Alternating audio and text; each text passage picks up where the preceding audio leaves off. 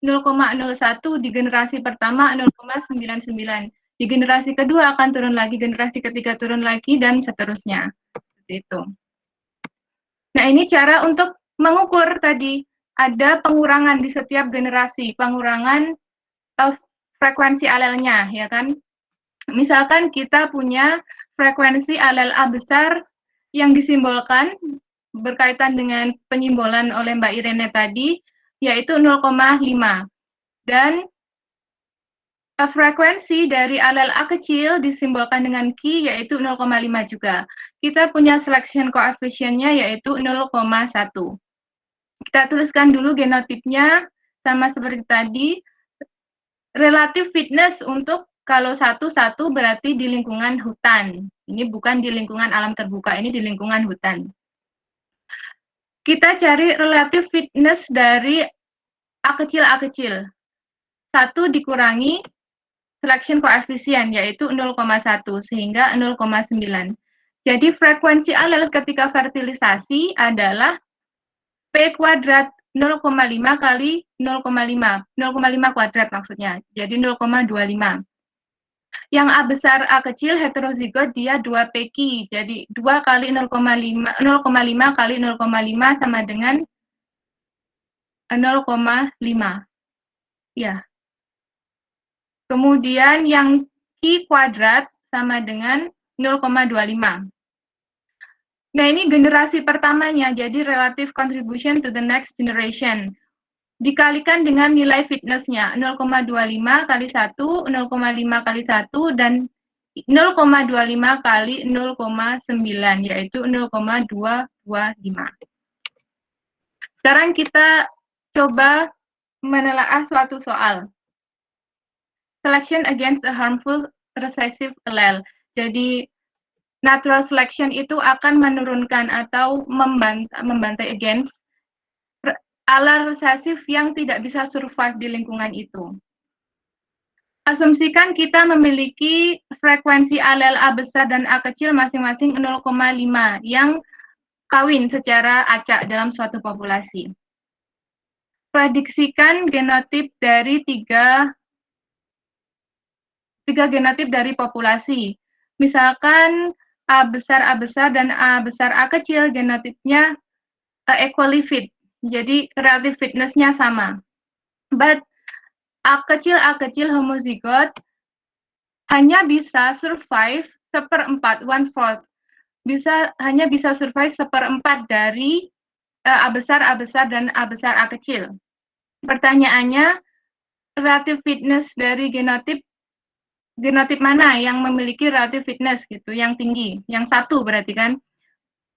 Kemudian nilai dari selection coefficient dan frekuensi alel pada next generation. Relative fitness untuk A besar dan A besar A kecil sama dengan 1, karena ini di hutan ya berarti. Kemudian nilai S1-nya 1/4, 1/4, 0,25. Ketika fertilisasi, maka sama dengan yang tadi, alel resesif, ini kan alel resesif A kecil 1 dikurangi 0,25 sama dengan 0,75. Sehingga di next generation berarti filial pertama, generasi pertama, ini sama karena dikalikan 1. Kemudian yang A kecil adalah 0,25 kali 0,75 sama dengan 0,188. Mohon maaf tulisannya jelek. Konsep yang sebelumnya maka bisa kita letakkan pada dua grafik ini. Selection against a harmful recessive allele. Jadi ada dua habitat, yang pertama adalah forest dan yang kedua lapangan terbuka. Bisa kita lihat di gambar sebelah kiri, ini ada frekuensi of recessive allele dan ini number of generation. Jadi ada generasi 0 sampai dengan generasi 200. Frekuensi alel, recessive allele berarti yang A kecil. Ketika kita punya misalkan di sini frekuensinya 0,5 pada generasi pertama, pada parental ya ini berarti. At fertilization. Kemudian akan menurun terus sampai dengan generasi ke-200 di sini. Sudah di angka 0, berapa ini? 0,05. Nah, nanti pada generasi selanjutnya, entah ke generasi berapa, ini pasti akan mencapai nilai frekuensi alelnya 0,0 atau tidak ada. Nah, ketika 0,0, maka alel A ini akan hilang, akan punah. Seperti itu. Sedangkan untuk yang di habitat terbuka, maka resesif alel adalah yang A kecil akan meningkat. Ini kita punya awal 0,5 pada fertilization, at fertilization 0,5 dan akan meningkat seiring dengan bertambahnya generasi. Kenapa? Karena resesif alel bisa survive di lingkungan, dia berwarna cerah sehingga tidak dimangsa oleh predator, bisa lebih mudah berkamuflase.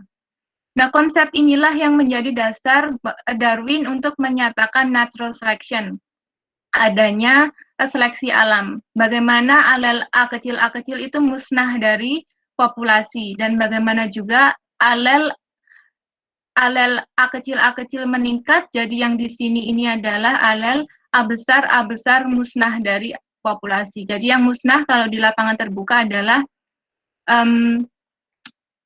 insek yang gelap, A besar dan A besar A kecil. Ini gambarnya. Ini contohnya. Piston betularia, nggak tahu ini apa namanya. Ini adalah contoh yang tadi ya. Alel A besar, A kecil, dan A kecil.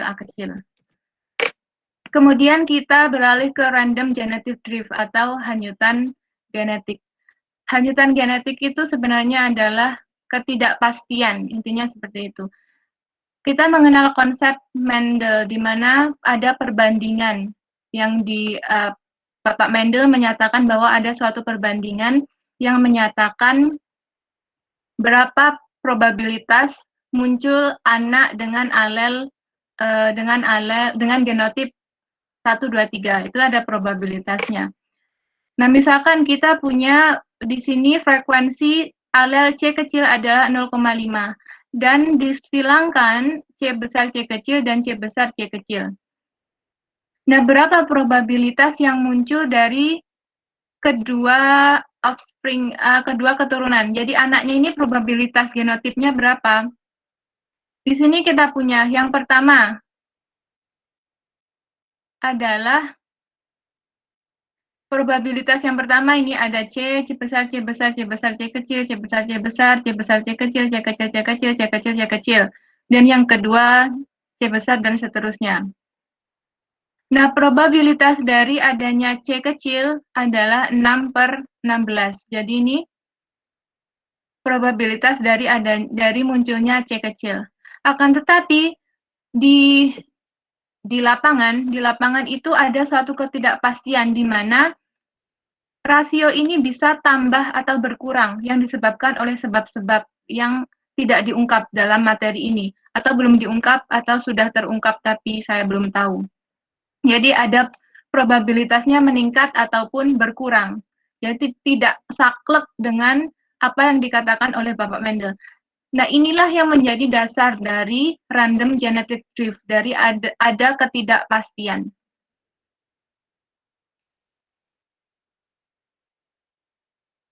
Sehingga meskipun tidak ada perubahan genetik, tidak ada perubahan fitness tadi, tidak ada perubahan relatif fitness, masih bisa memungkinkan terjadinya seleksi alam.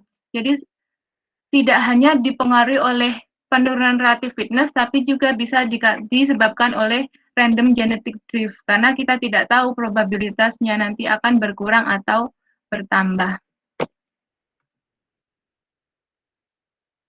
Kemudian genetic drift tadi dipengaruhi oleh ukuran dari populasi. Nah, semakin besar ukuran populasi, maka genetic drift-nya juga akan minimum. Sedangkan kalau kita punya populasi yang berukuran besar, minimum. Kalau berukuran kecil, berarti lebih mungkin, lebih banyak terjadi genetic drift. Misalkan, di suatu populasi yang besar, kita memiliki alel C besar dan C kecil yang konstan. And the frequency of heterozygote that carry these two allele will be 2pq. Jadi kalau yang heterozygote itu 2pq. Kemudian to express the magnitude of this change over one generation, let's define the current frequency of heterozygote as H. Heterozygote yang sekarang adalah H, dan heterozygote di next generation yaitu H aksen. Dan secara matematis, rumusnya seperti ini. H aksen sama dengan 1 dalam kurung 1 min 1/2n tutup kurung H. Sehingga untuk next generation-nya atau HT, karena T ini adalah generasi ya, kita asumsikan generasi, HT sama dengan buka kurung 1/1 min 1/2n tutup kurung pangkat T jumlah generasi kali H. Nah, oleh karena itu, jumlah heterozigot itu akan berkurang sejumlah faktor 1/2n.